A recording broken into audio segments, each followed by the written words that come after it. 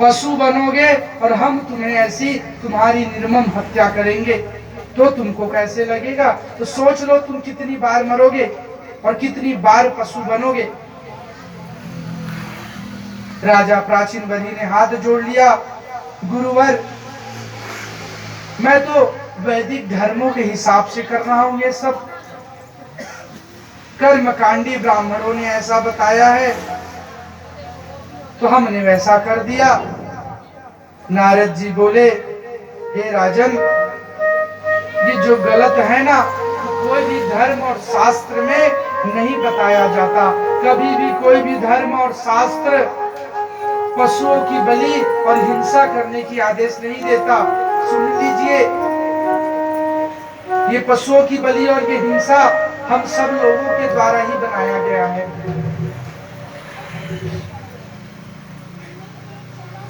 यदि शास्त्रों में हिंसा की बात लिखी है ना, तो वह हिंसा निवृत्ति परक है, अर्थात वो उपाय मात्र है। हम उसका उपाय कर सकते हैं। निवृत्ति परक का मतलब होता है जिस चीज का हम उपाय कर सके, उसका विकल्प है।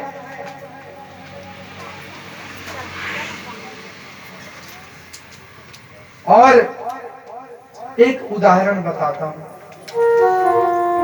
एक महोदय जी थे, उनको सिगरेट पीने की आदत थी, बीड़ी। रोज बीड़ी पीते थे, रोज इतना बीड़ी पीते थे कि दुकानदार बीड़ी देते देते थक जाता था। लास्ट में बोलता था, मोर सुने ये दुकान दूसरा दुकान में जा, मोर सुले लेके तो खत्म करा दे। अब इतना बीड़ी पीता था, इतना बीड़ी पीता था। एक दिन उसके गुरुदेव आए। इसीलिए कहता हूँ गुरु बनाना बहुत जरूरी है। ये सारी चीजें वो बताते हैं। तो गुरु जी आए और आने के बाद बोलते हैं, बेटा तुम्हारी सारी आदतें ठीक है, एक बड़ी गंदी आदत है तुम्हारी में। तुम धूम्रपान करते हो, स्मोकिंग करते हो।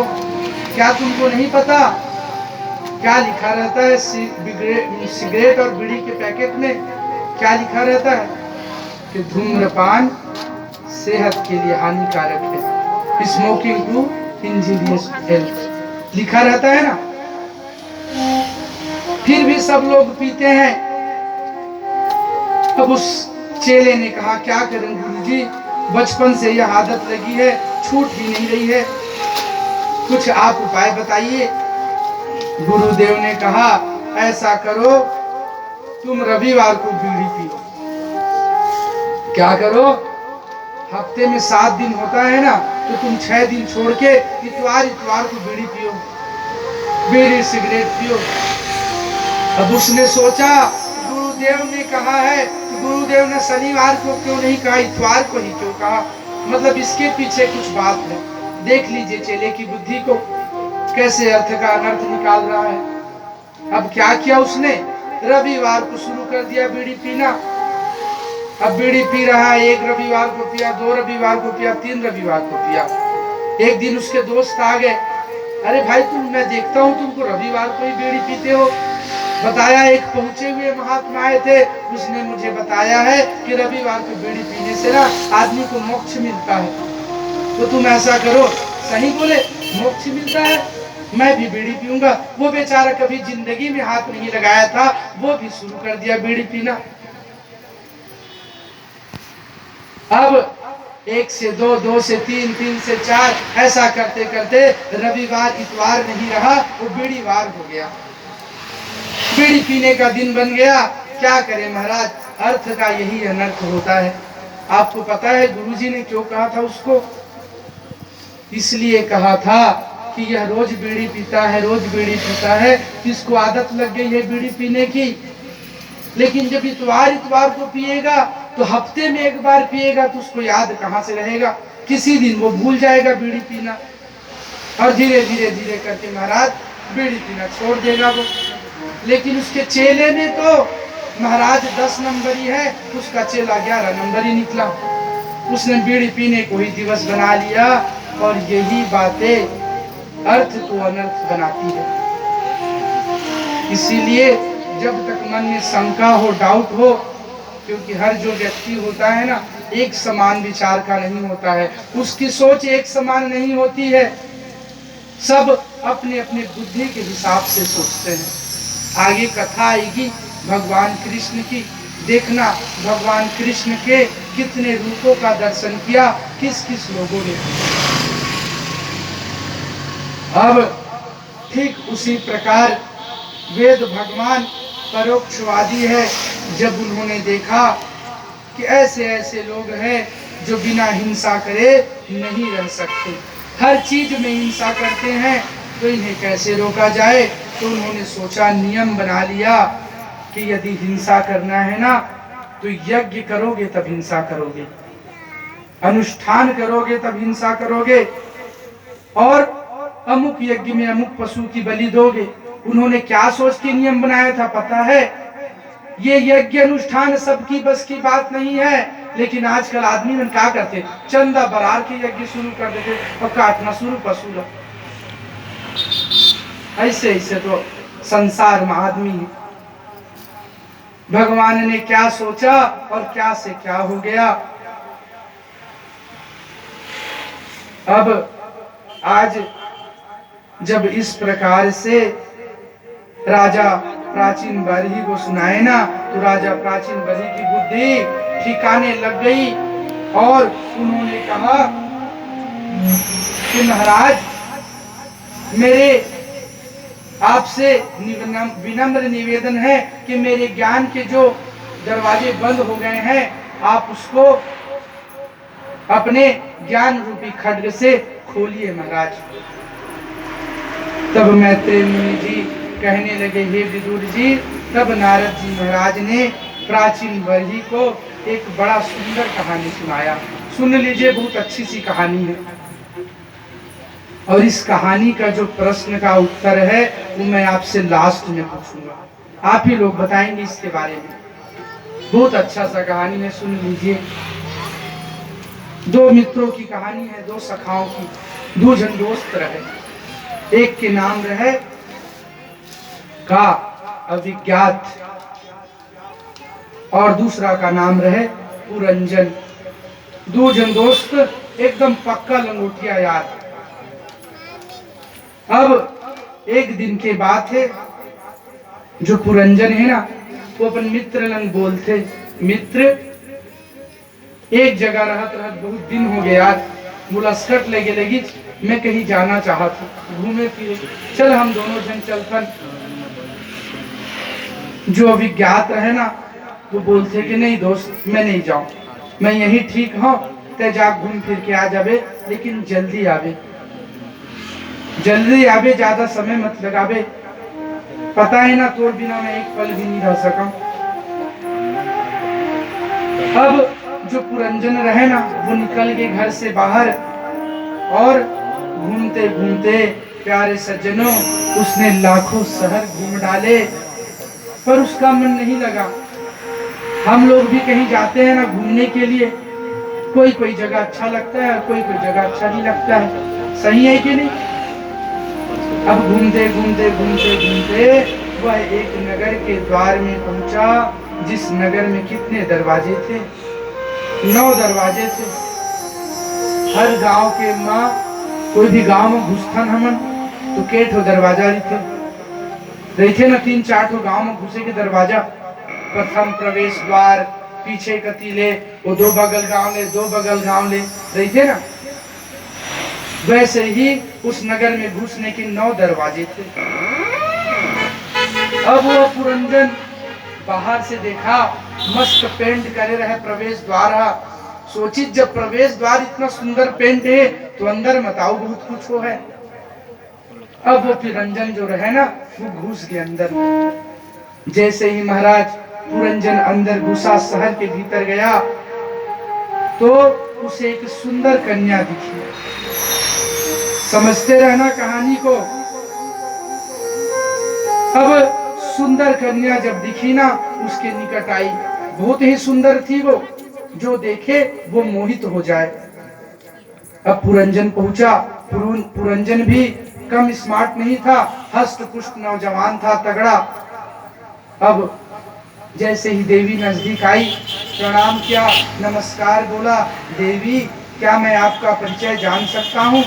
वह कन्या बोली, मैं इस शहर की मालकिन हूँ, इस शहर में मेरे इच्छा के बिना एक पत्ता भी नहीं मिल सकता। और उस कन्या के अगल बगल में 10 सैनिक खड़े थे, तलवार लिए, बकायदा बॉडीगार्ड। और ये जो 10 सैनिक मेरे देख रहे हो ना, ये मेरे रक्षा करते हैं। और उकर एक जन सेनापति भी रहे। भाई सैनिक है तो सैनिक का कोई आदेश देने वाला होना चाहिए ना। उसका एक सेनापति था। ये सेनापति है, ये सबको क्या करता है, मेरे सैनिकों को संभालता है, उनको आदेश देता है। और उसके पास एक 5 फड़ वाला नांग रहे, एक फड़ नहीं रहे महाराज, उसका 5 ठुमुंडी रहे।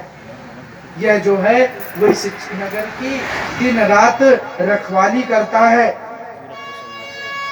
और एक बात और, सोने पे सुहागा वाली बात है, अभी तक मेरा विवाह नहीं हुआ है, मैं बिल्कुल बैचलर हूँ। अब यह जब सब सुना ना, और तो और मेरे माता पिता का कुछ अता पता नहीं है, मैं बस यहाँ अकेली रहती हूँ। प्यारे सज्जनों, यह बात सुनकर उस पुरंजन के मन में तो लड्डू फूटने लगे। सोचा कि मैं अब तो अरबपति बन गया, लखपति नहीं, सीधा अरबपति बन गया।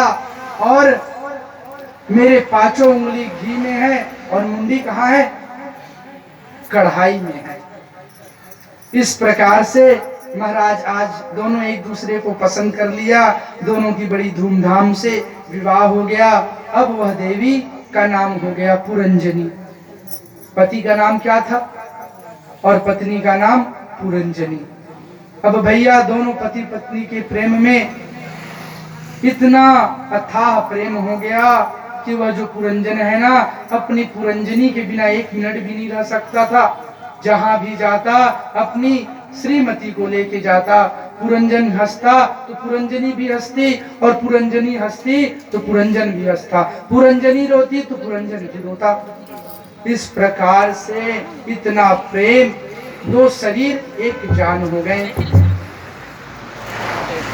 अब समय बीतता गया महाराज। एक जरा नाम की कुरूप लड़की थी, एक लड़की थी, उसका नाम था जरा। अब वह निकली थी अपने लिए पति ढूंढने। अब उससे विवाह कौन करे महाराज, जिसके पास जाती, नहीं, नो वैकेंसी, जगह खाली नहीं है, मैं शादी नहीं कर सकती। कौन उससे शादी करता। वो बड़ी परेशान थी, मोटी थी, काली थी, कोई उससे शादी करने वाला नहीं था। अब वह जरा बड़ी दुखी थी। एक दिन ना वो एक चंडवेग नामक गंधर्व के पास गई और राजा के पास शादी का प्रस्ताव रखा, अपना प्रपोजल रखा शादी का, कि आप मेरे से विवाह करेंगे क्या। चंडवेग ने कहा, मैं तो ऑलरेडी मैरिड हूँ, मैं शादी नहीं कर सकता, हाँ मैं तुमको अपनी बहन बना लूंगा। अब चंडवेग गंधर्व ने उस जरा नाम की कुरूप कन्या को अपनी बहन बना लिया और कहा कि हे बहन, तुमको क्या दुख है। तो उसने कहा कि भैया मेरे से कोई शादी करना ही नहीं चाहता। चंडवेग ने कहा, देवी दुखी मत हो, हम तुम्हारी सहायता करेंगे। मेरे पास ना 360 काले और 360 गोरे सैनिक हैं। तुम क्या करो, इनको ले जाओ। और मेरा एक भाई है जिसका नाम है प्रज्वार, इसे भी अपने साथ ले जाओ, और आज से तुम मेरी बहन हो। प्राजरोयम मम भ्राता त्वं चे भगिनी भव, तुम मेरी बहन हो गई, ये मेरा भाई हो गया। प्यारे सज्जनों, उस कुरूप जरा ने प्रसन्न हो गई और अपने पति की तलाश में निकल गई। अब क्या कहना महाराज, वो तो बलशाली हो गई। ऐसे नहीं मानी तो ऐसे मानी, जिन्हा प्रेम से नहीं माने तो बल से मानते। बोलते ना कि बात लात के भूत बात से नहीं माने। एक बार शादी हो गई, कहा क्या लेना है। अब वो जरा नाम की जो कन्या थी, ढूंढते ढूंढते ढूंढते कहाँ पहुंच गई, उसी 9 दरवाजे वाली पुरी में पहुंच गई जहाँ पे दोनों पुरंजन और पुरंजनी रहते थे। अब वहां जब गई ना तो पुरंजन को देखते ही आकर्षित हो गई वो उसके लिए। अब कहा इसके चाहे 1000 पत्नी रहे, इसी को मैं अपना पति बनाऊंगी, चाहे बल से चाहे छल से। पुरंजन कहता रहा मेरी पत्नी है, मेरी शादी हो गई है, मुझसे दूर रहो, मुझसे दूर रहो, लेकिन कहाँ भी होने वाली हो जरा। उसने कहा अपने सैनिकों को आदेश दिया आक्रमण करो, और आक्रमण किया महाराज। तो पुरंजनी के कितने सैनिक थे? 10 और 1 11, और उनके पास कितने थे? 360। तो 11 लोग 360 से भिड़ेंगे क्या? कहां से सकेंगे महाराज। सबको समाप्त कर दिया एक एक करके। पुरंजन रोता गया और पुरंजनी को भी समाप्त कर दिया उस जरा ने। जब पत्नी नहीं रही तो तकाकर बरोबे। अब पुरंजन, उसका तो मन में वह बस गई थी जो पुरंजनी थी, वो रो रो के जो पुरंजन है ना, इतना रोया मेरी पुरंजनी, और ऐसा कहते कहते उसने अपने प्राण ही त्याग दिए महाराज। शास्त्रों का नियम है, शास्त्रों में कहा गया है अंते यामति सा गति, अर्थात मरते समय जिसका चिंतन करोगे ना प्यारे, आपको उसी की योनि प्राप्त होगी। सोच लेना आप, अगर आप हाय पैसा करोगे ना तो आपको भगवान पैसे में ही भेज देगा, उसी में बैठे रहोगे, फिर आपकी मुक्ति कभी नहीं होगी। आप किसी के बारे में सोचते रहोगे, आपको वही बना देगा। और आज जो पुरंजन है ना, स्त्री का चिंतन करके अगले जन्म में देखिए वो स्त्री बन गया। कहाँ था, कहाँ पहुंच गया। और अब वो स्त्री बन गया, उसकी शादी भी हो गई। सोच लीजिए, अब एक मल्यध्वज नाम का राजा था, उसके साथ अब पुरंजन कहे, उसको स्त्री कहे चाहे पुरुष कहे, अब उसकी शादी भी हो गई मल्यध्वज नामक राजा से, उसके बच्चे भी हो गए, उसके संतान भी हो गए, और अंत में एक समय आया मल्यध्वज भी चल बसा। सोच लीजिए, अब जो पुरंजन था या थी, अब वो सती होने के लिए जैसे ही चिता जलाए रखे उसके पति को, उस समय सती प्रथा का नियम था। धीरे धीरे यह जो नियम है वो बंद होते गया। एक बहुत बड़ी कुप्रथा थी। अब पुरंजन जैसे ही बैठने वाला था ना, उसी समय उसका दोस्त आ गया। कौन आ गया जिसका कौन दोस्त था? बताया रहे ना शुरू में, 2 जन संगी रही से। कौन? पुरंजन और भुला जाता ना, तो 2 जनों का संगी रही से, पुरंजन और अविज्ञात पहुंचा, और पहुंचने के बाद फिर दूर से ही पहचान लिया उसको, स्त्री रूप में था, लेकिन फिर भी अविज्ञात पहचान लिया। मित्र पुरंजन, ये सब तुम क्या कर रहे हो, और स्त्री किधर से बन गए हो तुम? ये क्या तुम कर रहे हो? ये चूड़ी उड़ी कहां से पहन लिए हो? अब जो स्त्री बना था ना पुरंजन, उसने कहा तुमको थोड़ी सी भी शर्म नहीं आती? तुम देख रहे हो मेरा पति आज मर गया है, उसका देहांत हो गया है, और मैं आज सती हो रही हूं उनके साथ। यह सुन के तुम मुझे मित्र बोलते हो और ऊपर से लड़के का नाम लेते हो, ये पुरंजन कौन है? यह सब सुन के जो अविज्ञात है वो हंसने लगा महाराज, और कहा वाह भैया, तुम तो पूरे पतिव्रता बन गए हो। क्या सोच के निकले थे और कहां पहुंच गए? तुमको नहीं पता हम दोनों कितने प्रेम से रहते थे, एक मानसरोवर हंस के समान, और तुम घूमने क्या निकले, तुम सब भूल गए। यह सारा प्रपंच छोड़कर तुम मेरे साथ चलो। और जैसे ही उसका हाथ पकड़ा विज्ञात ने, पुरंजन को सारी बातें समझ में आ गई और तुरंत उसके साथ चल दिया।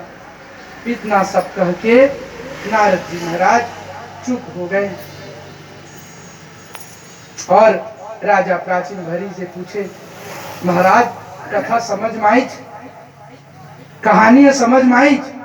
ये कहानी के अर्थ प्राचीन बड़ी हाथ जोड़ के कहा, महाराज अक्का टाइम में सुनते तो रहे मैं, यहाँ अत्य भर समझ में आई कि एक अविज्ञात रहे, एक पुरंजन रहे, एक पुरंजनी रहे, एक जरा रहे, और जितना सेना है वो सब बस सत्य समझ में आई महाराज। कहानी तो बढ़िया रही से, लास्ट में हैप्पी एंडिंग हुई से। अब ये सब सुन के जो नारद जी हैं उन्होंने कहा, अरे राजा प्राचीन बरही, इस रहस्य को मैं तुमको बताता हूँ, ध्यान से सुनिए कि कितनी सुंदर कहानी है और इस कहानी का क्या रहस्य है। तुमको पता है तो पुरंजन और अविज्ञात कौन थे? पता है?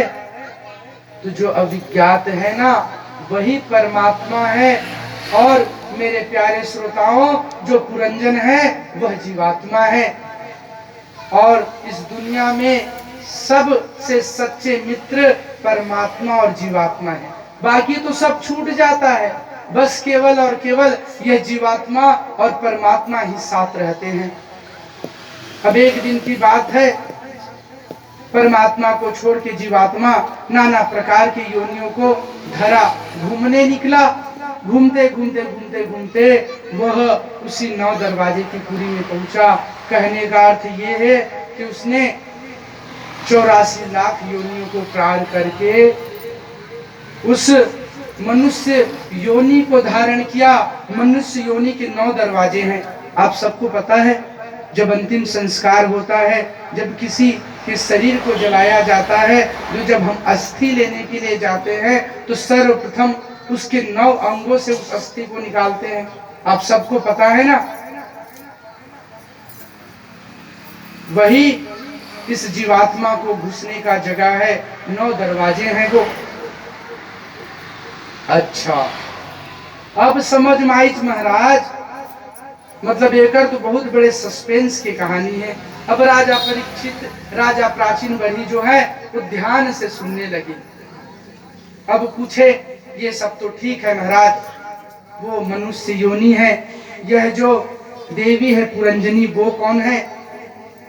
तो कहने लगे कि यह जो, हाँ एक चीज और, रामचरितमानस में गोस्वामी तुलसीदास जी ने लिखा है क्या, बड़े भाग मानुष तन पावा, सुर दुर्लभ सब ग्रंथ ही गावा, साधन धाम मोक्ष कर द्वारा, पाई न जेहि परलोक सवारा।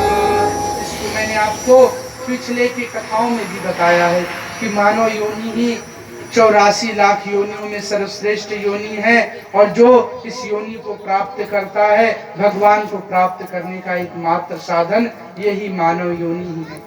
क्या कीड़े मकोड़े मोक्ष प्राप्त कर सकते हैं? क्या जीव जंतु पशु पक्षी मोक्ष प्राप्त कर सकते हैं? नहीं, क्योंकि उसमें किसी ना किसी चीज की कमी है। लेकिन यह जो हमारा मानव योनि है ना, ये सर्वगुण संपन्न है। लेकिन हम सब क्या करते हैं? व्यर्थ के चीजों में समय गंवा देते हैं। एक बार प्रेम से बोलना पड़ेगा, जय जय श्री राधे, जय जय श्री राधे, जय जय श्री राधे।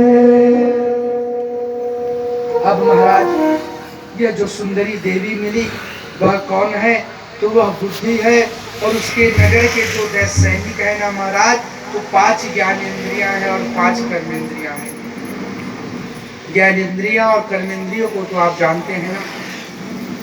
कर्मेंद्रियां हाथ पांव मुख, जिसमें हम कुछ चीज करते हैं। ज्ञानेंद्रियां सूंघते हैं, महसूस करते हैं, श्वास लेते हैं, स्पर्श करते हैं, शब्द रूप स्पर्श गंध, ये सब ज्ञानेंद्रियां हैं। कर्मेंद्रियां जिससे हम करते हैं। तो ये 5 कर्मेंद्रियां हैं और 5 ज्ञानेंद्रियां हैं महाराज। और इन सैनिकों का जो सेनापति है वो कौन है? तो वो है मन। मन ही हमारे इन कर्मेंद्रियों और ज्ञानेंद्रियों को कंट्रोल करके रखता है। नियंत्रित करके। अगर हमारा मन किया कि चलिए ठाकुर जी के यहाँ कथा चल रही है, सुनने के लिए जाना है, तो चाहे वो कितनों हजार किलोमीटर रहे, हम वहां पहुंच ही जाएंगे। लेकिन हमारा मन अगर कहीं नहीं, तो कितनों सुंदर प्रवचन हो रहा है, हम वहां से उठ के भाग जाएंगे। इस प्रकार से यह मन ही हमारे इंद्रियों को नियंत्रित करके रखता है। और इससे समझ में आ गया ना आप सबको। अब जरा देवी कौन थी महाराज? तो नाम से ही स्पष्ट है, जरा अर्थात बुढ़ापा।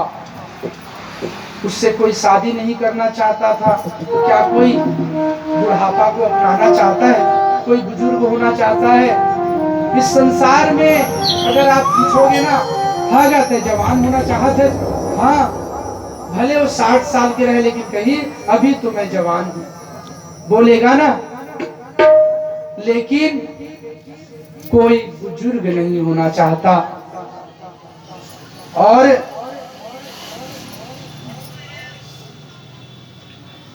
और महाराज जो 360 जो काले और गोरे जो सेना थे, वो कौन है महाराज?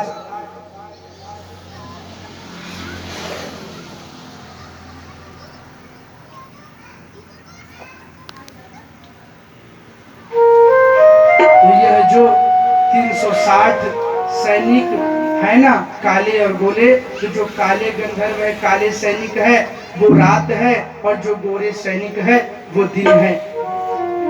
तो वृद्धावस्था जब आती है तो 360 जो काले और गोरे जो दिन रात है, इन्हीं सैनिकों के बल पर वह जो वृद्धावस्था रूपी जो जरा देवी है, उसने आज मानवपुरी में हमला बोल दिया और पुरंजन सोता गया। जीवात्मा सोते रहता है, पता नहीं चलता कि कब बुढ़ापा आ गया, कब वह बुजुर्ग हो गया, और सोचते रहता है, विचारते रहता है, और अंत में वह काल के गाल में समा जाता है। और हमको पता नहीं चलता। और इसी प्रकार से यह प्राणी जन्म मरण के चक्र में फंसा रहता है। और जब प्रभु, जब उनकी कृपा होती है, परमात्मा वो हमें याद दिलाता है, तब हम भगवान को अपने मन से उनकी पूजा करके हम उनको, हमारा जो मन है ना, कनेक्ट करते हैं, लगाते हैं। और जो इस प्रकार से अपने मन को लगाता है, वो इस भव सागर से तर जाता है। इस प्रकार प्यारे सज्जनों, आज देवर्षि नारद ने पुनरंजनों माध्यम से पुनरंजनोपाख्यान, यह जो पावन चरित्र है ना पुरंजन और पुरंजनी का, उसका नाम है पुनरंजनोपाख्यान, और सारा भेद बताया। और आज राजा प्राचीन गढ़ी तुरंत अपने स्वरूप को पहचान कर हिंसा मार्ग का त्याग कर दिया और परम पद के अधिकारी बन गए। इन्हीं के 10 प्रचेता गण पुत्र हुए, जिन्होंने तपस्या करके हरि और हर को प्रसन्न किया, और वृक्षों की कन्या वृक्षी से इनका विवाह हुआ। अब प्रचेता गण भी दक्ष को पद सौंप करके तपस्या के लिए निकल पड़े। और देवर्षि नारद से उनकी भेंट हुई कि देवर्षि नारद जी ने कहा, सबसे जल्दी कैसे प्रसन्न होते हैं भगवान। देखिए, भगवान को सब प्रसन्न करते हैं, सब पूजा करते हैं, लेकिन हमको ये चाहिए कि हम कितना जल्दी भगवान को प्रसन्न कर सकते हैं। तब नारद जी ने 3 सूत्र दिए भगवान को प्रसन्न करने के लिए। यदि आप इन तीनों सूत्रों को अपने मन में गांठ बांध के रख लेंगे ना, तो यह भगवान आपसे जल्दी प्रसन्न होंगे। कौन कौन से वो सूत्र है? दया सर्वभूतेषु संगुष्टया येन केनवा सर्वेन्द्रियोपसाद्या च तुष्यत्याशु जनार्दन। प्रथम जो सूत्र है, सर्वभूतेषु दया, अर्थात जो मात्र पर कल्याण करो, वह क्यों ही कीड़ा मकोड़ा ना हो, लेकिन आप उसके ऊपर कल्याण करो। पशु पक्षी क्यों ना हो, आप उसके ऊपर कल्याण करो, जीव मात्र पर, जिसके अंदर जीवन है। दूसरा जो मंत्र दिया, क्या? संतुष्टया, भगवान ने हमसे जो कुछ दिया है संतुष्ट रहे। ये नहीं कि पड़ोसी के पास 2 ठा गाड़ी है, मोर सो कैठा गाड़ी है, 1 ठा गाड़ी है। अब मोर से 2 ठी गाड़ी काबर नहीं हुई, मोर से 2 ठी गाड़ी काबर नहीं हुई, ऐसे सोच के आदमी अपन जीला जलाए लगते। तो ना वो खुद दुख सुखी रह पाता है, ना उसके घर वाले सुखी रह पाते हैं, और ना ही वो कुछ काम कर पाता है। फंस गया ना बीच में। तो भगवान को यदि प्रसन्न रहना है, प्रसन्न करना है, तो आपके मन में संतोष होना चाहिए। ये नहीं बोल रहा हूं कि संतोष का मतलब परिश्रम करना ही छोड़ दे। संतोष का मतलब यह होता है ईर्ष्या करना छोड़े आप। क्योंकि संस्कृत का एक श्लोक है ना, क्या, उद्यमेन ही सिद्ध्यन्ति कार्याणि न मनोरथे न ही सुप्तस्य सिंहस्य प्रविशन्ति मुखे मृगा।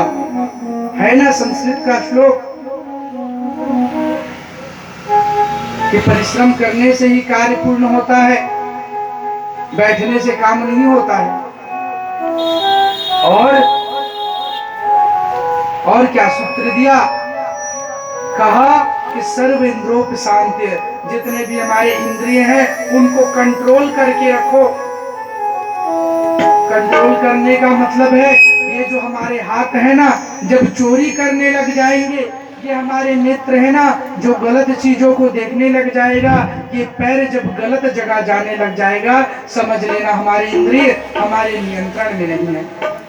तो आप गलत से गलत जगह पहुंच जाओगे, भगवान प्रसन्न नहीं होंगे। इस प्रकार से महाराज जो व्यक्ति इन 3 सूत्रों को अपनाता है, मेरे गोविंद मेरे जगदीश्वर भगवान बहुत जल्दी प्रसन्न हो जाते हैं। इस प्रकार आज श्री मैत्रेय मुनि जी से अलौकिक कथा श्रवण करके विदुर जी परमानंद को प्राप्त हो गए। और प्यारे सज्जनों, ये चतुर्थ स्कंद की जो कथा है यही पूर्ण हुआ। प्रेम से बोले बाके बिहारी लाल की जय, भगवान की जय। आइए हरि नाम संकीर्तन कर लेते हैं, तत्पश्चात जो पंचम स्कंद की कथा है उसमें हम सब